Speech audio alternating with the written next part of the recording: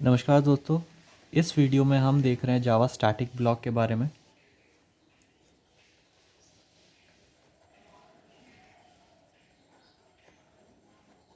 जावा static block, उससे पहले हम देख लेते हैं एक बहुत ही इंपॉर्टेंट क्वेश्चन जो कि आपको इंटरव्यू में पूछा जा सकता है कि why is Java main method static. Why is Java main method static. आपने देखा होगा, हम लिखते हैं public static void main string args. Main method को हम इस तरह से डिफ़ाइन करते हैं, इसके अंदर हम अपने प्रोग्राम की बॉडी को यूज़ करते हैं। तो ये हो गया आपका मेथड नेम, ये हो गया आपका रिटर्न टाइप, क्योंकि मेन मेथड कुछ भी रिटर्न नहीं करता है।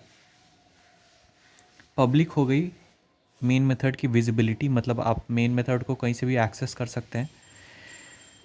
पर ये हम स्टैटिक क्यों यूज़ करते हैं, मेन मेथड को हमने स्टैटिक क्यों डिफ़ाइन करके रखा है, इसका एक बहुत बड़ा रीज़न है कि it is because the object is not created to call a static method.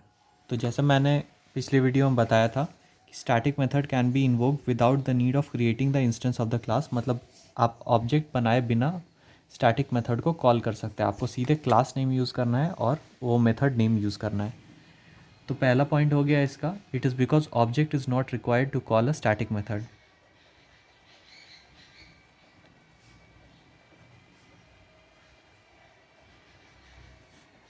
To call a static method,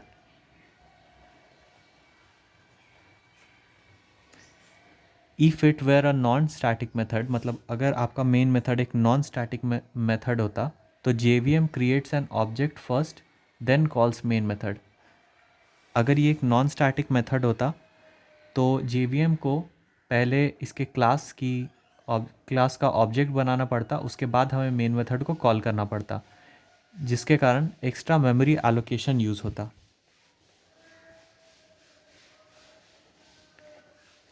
point लिख देता हूँ, if it were a non static method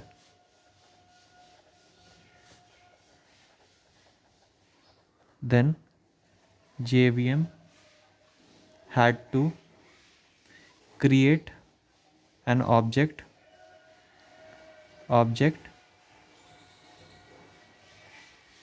and then call main method, which will cost which will lead to problem of extra memory allocation। तो इस तरह से static method या फिर static variable हमारा मेमोरी एलोकेशन, मेमोरी मैनेजमेंट के लिए use होता है। तो इसीलिए हम मेन मेथड को स्टैटिक डिफ़ाइन करते हैं, क्योंकि हमें इसकी ऑब्जेक्ट बनाने की ज़रूरत नहीं है।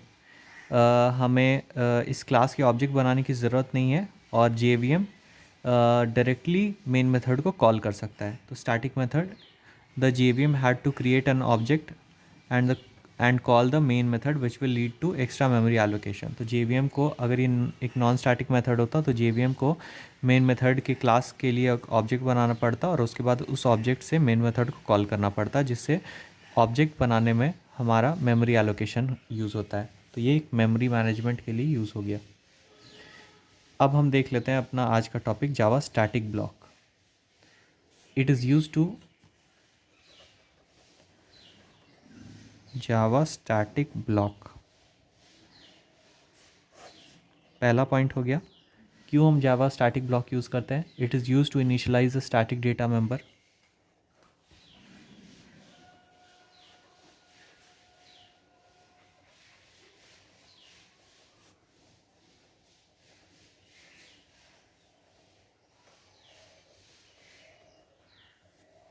दूसरा हो गया, it is executed before the main method at the time of class loading.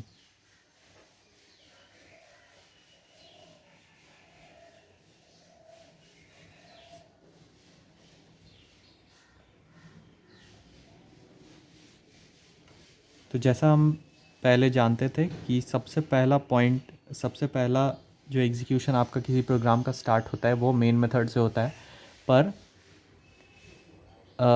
अभी हम जान रहे हैं कि जावा स्टैटिक ब्लॉक मेन मेथड से पहले एग्जीक्यूट होता है during class loading.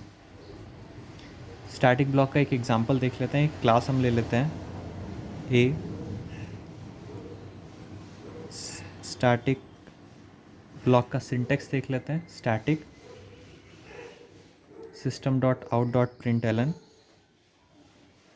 Static block is invoked.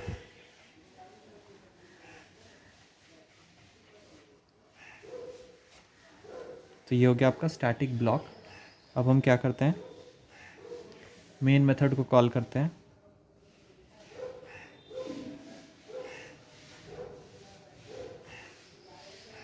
और इसे हम प्रिंट करते हैं हेलो मेन। क्लास को क्लोज कर देते हैं। अब ये जो हमारा आउटपुट आएगा, जैसे कि मैंने आपको पहले ही बताया कि मेन मेथड के पहले स्टैटिक ब्लॉक एग्जीक्यूट होता है, तो ये हमारा आउटपुट आ जाएगा। जो भी हमारा ये आउटपुट है, static block is invoked.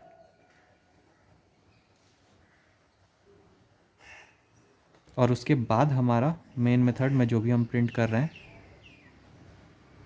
Hello main print हो जाएगा। तो एक क्वेश्चन देख लेते हैं, can we execute a program without main method? तो we cannot execute a program without a main method. One of the ways was the static block, but it was possible till JDK 1.6. तो JDK 1.7 से it is not possible to execute a class without a main method. तो ये था एक छोटा सा video जावा static block के बारे में। तो आशा करता हूँ आपको ये वीडियो अच्छा लगा होगा। अगर ये वीडियो अच्छा लगा तो इसे लाइक और शेयर ज़रूर करें। आपको बहुत बहुत धन्यवाद।